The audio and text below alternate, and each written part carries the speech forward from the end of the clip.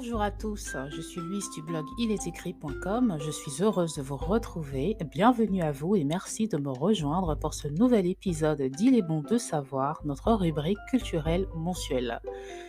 En ce début de mois de septembre, puisque c'est la rentrée, faisons-nous aussi notre petite rentrée scolaire avec un sujet de culture générale et d'histoire. Cela va aussi nous faire une petite piqûre de rappel sur certains points dont nous avons parlé la saison dernière. Aujourd'hui, nous allons répondre à une question à laquelle certains d'entre vous ont peut-être déjà la réponse. Mais en préparant ce sujet, j'ai plutôt pensé à ceux qui découvrent notre foi, notre histoire chrétienne. Pourquoi sommes-nous appelés chrétiens et qu'est-ce que cela implique ? J'entends quelqu'un bouder et dire « Ah ben si c'est ça, je le sais déjà, je passe ma route. » Mais non, reste. Pourquoi ? Peut-être qu'il y aura au moins une chose que tu apprendras, ou bien peut-être qu'il y aura une chose à laquelle tu penseras et que tu voudras partager avec nous en m'envoyant un message ou en nous laissant un commentaire. Ce ne sera pas long, je te rassure, alors prends ton mal en patience, mets-toi à l'aise et c'est parti pour notre petit voyage dans Il est bon de savoir.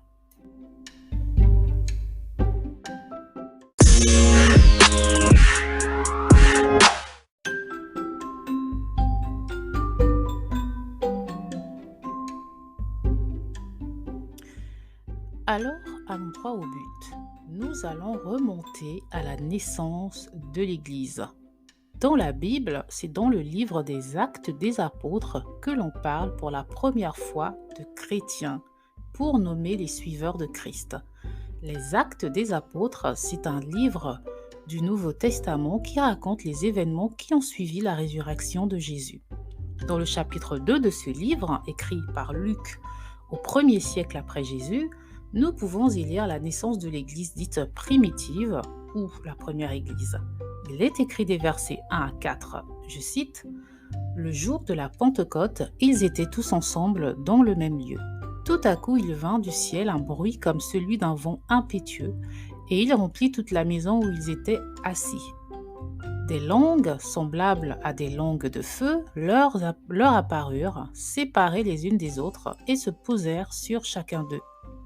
Et ils furent tous remplis du Saint-Esprit et se mirent à parler en d'autres langues selon que l'Esprit leur donnait de s'exprimer. » C'est donc par cette première effusion du Saint-Esprit lors de la Pentecôte que l'Église naquit. Et elle naquit non pas cachée, mais devant les yeux de tout le monde, devant les nations. Je vous rappelle notre précédent numéro sur pourquoi Jésus devait-il naître à Bethléem, où nous avons vu que le plan de Dieu était que son peuple soit au carrefour des nations et donc vu de tous. Nous poursuivons donc dans notre chapitre 2 des Actes des Apôtres. Des versets 5 à 6, nous lisons « Or, il y avait en ces jours à Jérusalem des Juifs, hommes pieux, de toutes les nations qui sont sous le ciel. Au bruit qui eut lieu, la multitude accourut, et elle fut confondue, parce que chacun les entendait parler dans sa propre langue. » Puis enfin, des versets 9 à 11, nous avons différentes nations qui nous sont citées. Parthes, Mèdes, Élamites, ceux qui habitent la Mésopotamie, la Judée, la Cappadoce, le Pont, l'Asie, la Phrygie, la Pamphylie, l'Égypte, le territoire de la Libye, voisine de Cyrène, et ceux qui sont venus de Rome, juifs et prosélytes, crétois et arabes. En gros, vous aviez au moins cité ici l'Afrique, l'Europe et l'Asie. L'Église, c'est en fait l'ensemble des personnes qui croient en Jésus. C'est une communauté qui se veut universelle et sans frontières. C'est d'ailleurs pour cela que les catholiques se sont appelés catholiques dans le souci de rappeler cette notion d'universalité, puisque le mot catholique vient du grec katholikos qui signifie universel. Enfin, dans Actes 11, 26, nous lisons « Pendant toute une année, ils se réunirent aux assemblées de l'Église et ils enseignèrent beaucoup de personnes. Ce fut à Antioche que pour la première fois, les disciples furent appelés chrétiens. »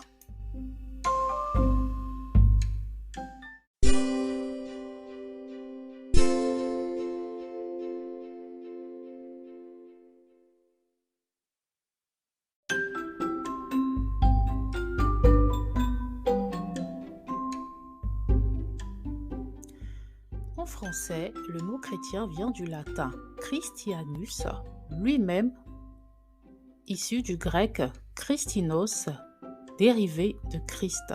Le mot Christos est la traduction grecque de l'hébreu Machia, qui a donné le mot Messie, qui signifie celui qui est oint ou qui a reçu une onction. Nous notons que dans la Bible, on ne dit pas que les chrétiens décidèrent eux-mêmes de s'appeler chrétiens, mais ce sont les autres, les non-suiveurs de Christ, qui les ont appelés ainsi. D'ailleurs, dans la Bible, nous voyons bien que, par exemple, Paul parle plutôt de saints lorsqu'il parle de l'Église avec un grand E, qui est en fait l'ensemble de ceux qui croient et ont foi en Jésus.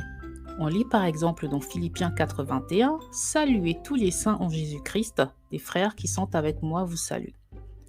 Aussi, durant toute la vie de Jésus, dans les évangiles, le mot chrétien n'est jamais mentionné. Jésus n'a jamais déclaré « vous vous appellerez chrétien ». Le nom de chrétien est donc donné aux disciples du Christ à Antioche, capitale de la province romaine de Syrie, et non à Jérusalem, mais dans une grande ville païenne de l'Empire romain, comme nous l'avons noté dans Acte 11 au verset 26. Antioche était une ville très cosmopolite. On y trouvait plusieurs nationalités. Lorsque l'Église y a pris ses marques, elle a notamment contribué au mélange entre juifs et non-juifs, entre différentes communautés et a même pénétré des couches sociales élevées. Donc toutes ces personnes se regroupaient soudainement sous un même nom, celui de Christ. Et leur impact était tel qu'il devenait dérangeant dans une société polythéiste et il était nécessaire de les cataloguer, de les catégoriser ou de leur donner un nom. On les appela donc chrétiens parce qu'ils suivaient la doctrine de Jésus-Christ, mais pas seulement. Le mot chrétien n'apparaît que 3 fois dans la Bible et le mot Christinos, qui signifie en fait petit Christ, était utilisé de manière plutôt péjorative puisqu'être chrétien n'était pas toujours bien vu comme nous le montre la Bible au travers des péripéties de ses apôtres telles que celle de Paul, par exemple. Dans l'Empire romain, on ne décompte pas moins de 10 vagues de persécution contre les chrétiens. Dès le début du christianisme, les chrétiens rencontrent la persécution, d'abord de la part des Juifs, ensuite de la part des Romains.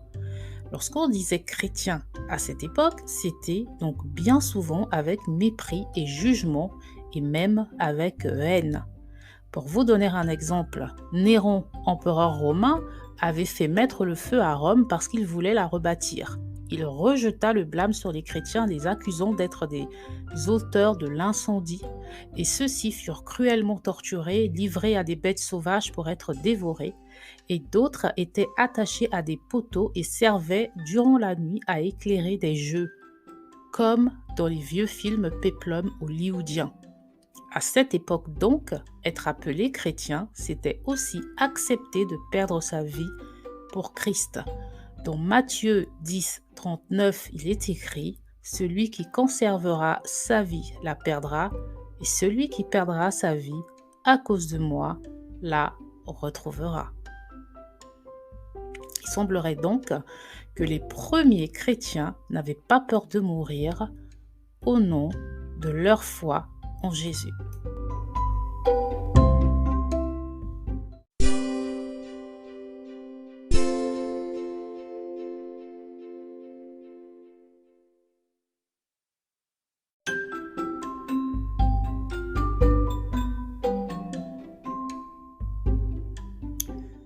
C'est dans ce contexte de persécution que les chrétiens ont trouvé un signe pour se reconnaître entre eux. Le fameux poisson appelé en grec ictus. Le mot ictus signifie poisson en grec. Et les lettres qui composent ce mot peuvent signifier Jésus-Christ, Fils de Dieu Sauveur. Ce signe revêt également des sens plus profonds, en rapport même avec la nature du poisson qui devient celle du chrétien. Le poisson est muet, le chrétien ne doit donc pas revendiquer mais se focaliser sur sa rencontre avec Christ. Le poisson nage à contre-courant, Ainsi, le chrétien ne suit pas le courant du monde, mais celui de Dieu. Le poisson ne ferme pas les yeux, il n'a pas de paupières. Aussi, le chrétien doit-il sans cesse veiller. Le poisson ne peut pas vivre hors de son milieu. Aussi, le chrétien ne peut être déconnecté du corps de Christ, de l'Église. Mais je vous invite à faire vos recherches pour approfondir ce sujet. Autre détail qui a son importance, puisque nous parlons aussi de l'Église depuis le début, dans Acte 11, 26, il est aussi mentionné l'expression assemblée de l'Église. Le mot Église vient du grec ecclésia. Ce mot signifiait en fait un ensemble de personnes qui se réunissaient en général sur une place publique en assemblée. Il ne s'agit pas de bâtiments, mais de membres constituant un groupe, et dans le cas des saints, l'Église est l'ensemble des suiveurs de Christ. L'Église n'est pas un bâtiment, mais le corps de Christ. 1 Corinthiens 12, 27 dit « Vous êtes le corps de Christ et vous êtes ses membres, chacun pour sa part. » Les chrétiens ne dépendent pas d'un bâtiment. Si tous les bâtiments étaient détruits, l'Église, elle, ne cesserait pas d'exister. Aussi, être chrétien, ce n'est pas adhérer à une religion. C'est quoi une religion ? J'ai trouvé plusieurs définitions de ce mot et je n'ai pu vous en donner aucune qui répondait exactement en fait à notre contexte. Et ce que je pourrais dire, c'est que personnellement, je définis la religion comme un terme obscur et fourre-tout qui traduit l'ensemble de tout culte et rituel adressé à une entité surnaturelle. En tant que chrétiens, nous ne sommes pas définis par des cultes ou des rituels, mais par notre appartenance à Jésus, qui est notre Seigneur. Prier n'est pas un rite, mais notre manière de communiquer avec notre Dieu. Le christianisme, c'est une histoire d'amour, une relation entre Dieu et ses enfants. Aussi, le sceau ou la marque des chrétiens, c'est le Saint-Esprit que nous avons reçu de notre Père à la Pentecôte, comme nous l'avons vu à la naissance de l'Église. Tous ceux qui se disent chrétiens de nos jours ne le sont pas toujours, mais c'est un autre sujet.